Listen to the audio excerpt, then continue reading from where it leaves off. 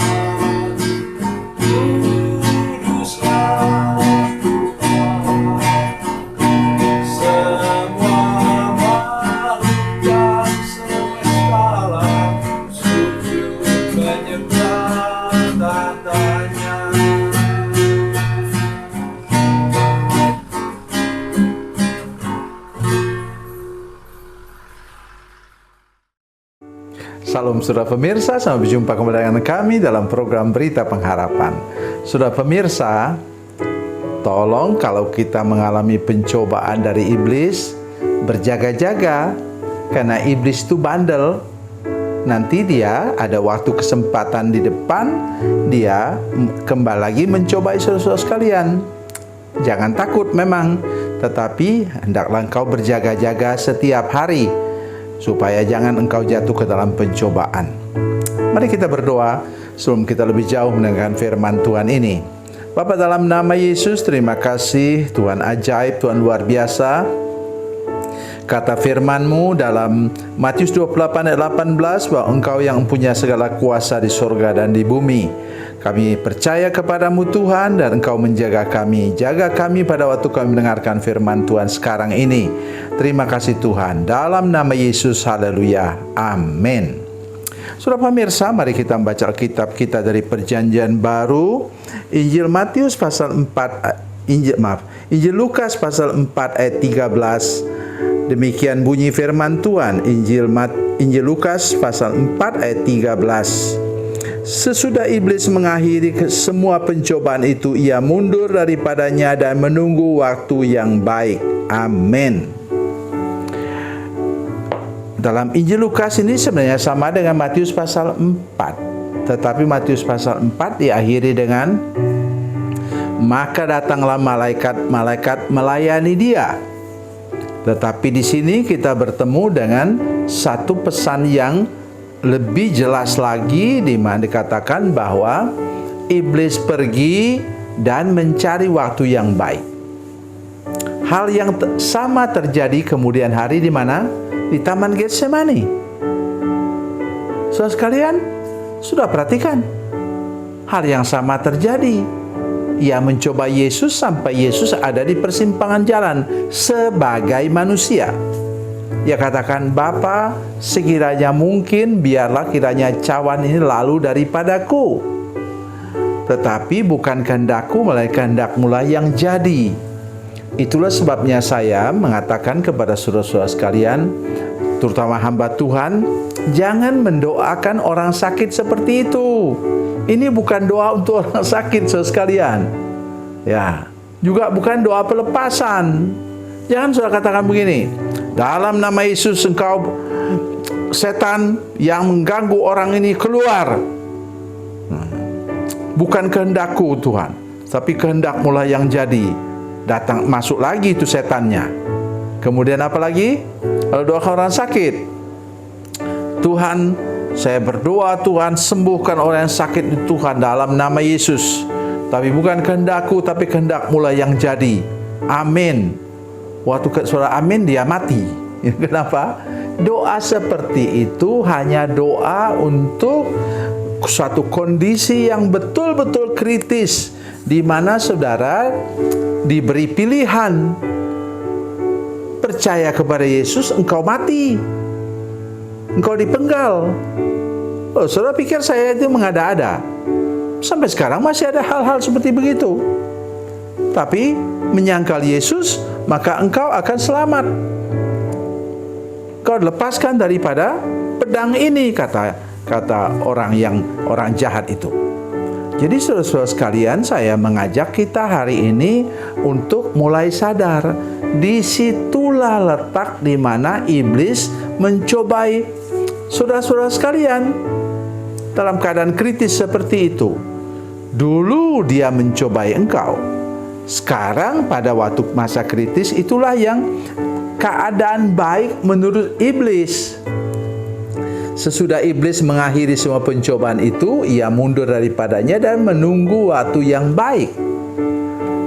Hal yang sama terjadi sekalian. Sesudah Yesus kemudian menang di Taman Getsemani itu, kata Alkitab, maka malaikat pun datang menolong dia, melayan dia. Itu sebabnya mengapa kemenangan Yesus di Taman Getsemani itulah yang membawa dia kemudian tidak merasakan apapun juga ketika sampai dia mati di kayu salib. Dia sudah menang duluan di Taman Getsemani. Jadi dia menang waktu memulai pelayanan, menang menutup pelayanannya, dan juga sekarang menang ketika dia bangkit antara orang mati, mengalahkan maut yang tidak pernah bisa diatasi oleh umat manusia, saya dan saudara sekalian. Oleh sebab itu, mari kita betul-betul percaya bahwa kita akan mengalami sesuatu seperti Yesus, sehingga serangan balik dari kuasa iblis yang kau alami, terutama kalau engkau hamba Tuhan dan orang yang aktif dalam pelayanan, itu tidak pernah mempan engkau, tidak pernah mempan menyerang engkau, tidak pernah berhasil. Ya. Firman Tuhan juga katakan kepada kita semua, mari saya baca untuk kita semua, saudara sekalian. Janji firman Tuhan itu dalam Yesaya pasal 54 ayat 17, Yesaya 54 ayat 17 mengatakan, setiap senjata yang ditempa terhadap engkau tidak akan berhasil, dan setiap orang yang melontarkan tuduhan melawan engkau dalam pengadilan akan engkau buktikan salah. Inilah yang menjadi bagian hamba-hamba Tuhan, dan kebenaran yang mereka terima daripadaku, demikianlah firman Tuhan. Dalam Perjanjian Lama, umat Tuhan disebut sebagai hamba Tuhan, Ebed Yahweh. Jadi saudara sekalian, hari ini saya mengajak kita semua untuk belajar percaya dan bertekun terus-menerus. Itu sebab saya katakan dalam pendahuluan, setiap hari kita waspada. Karena kita tidak tahu kapan iblis datang menyerang. Kita tidak takut, tapi maksudnya kita harus waspada dan berjaga-jaga. Wahyu pasal 12 ayat 11 mengatakan bahwa darah anak domba Allah itu tidak bisa ditembus oleh roh maut sekalipun. Oleh sebab itu, mari kita belajar percaya hari ini, bertekun dalam doa, waspada setiap hari, sehingga segala serangan dari kuasa gelapan, kuasa iblis tidak mempan menyerang kita. Memang selalu ada serangan balik dari kuasa iblis, terutama kalau sudah melayani pelayanan pelepasan misalnya.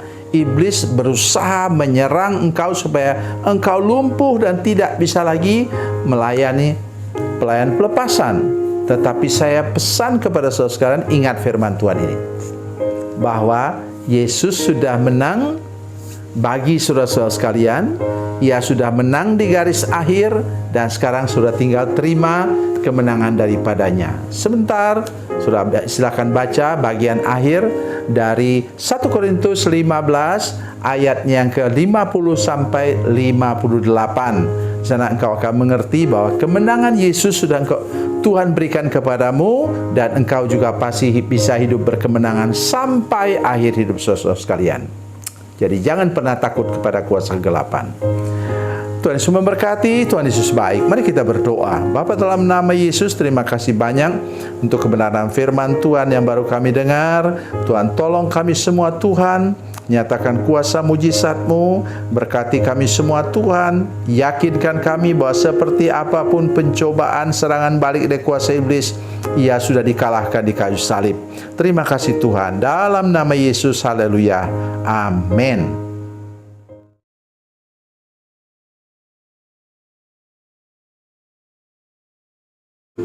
Salam saudara pemirsa, mengakhiri program ini, saya mohon kepada saudara-saudara pemirsa sekalian untuk, bila saudara menyaksikan program ini melalui channel YouTube, maka tekan subscribe dan bunyikan lonceng. Dan bila saudara menyaksikan program ini melalui channel Facebook, tolong saudara-saudara sekalian tekan like dan juga komen. Dan demikian pula bila sudah menyaksikan program Makanan Bergizi hari ini yang tertulis, maka tekan yang sama juga, tekan like dan tekan komen. Dan tolong saudara-saudara sekalian untuk membagikan program ini, share program ini di channel saudara-saudara sekalian, supaya lebih banyak lagi orang diberkati melalui program ini. Tuhan Yesus memberkati, Tuhan Yesus baik.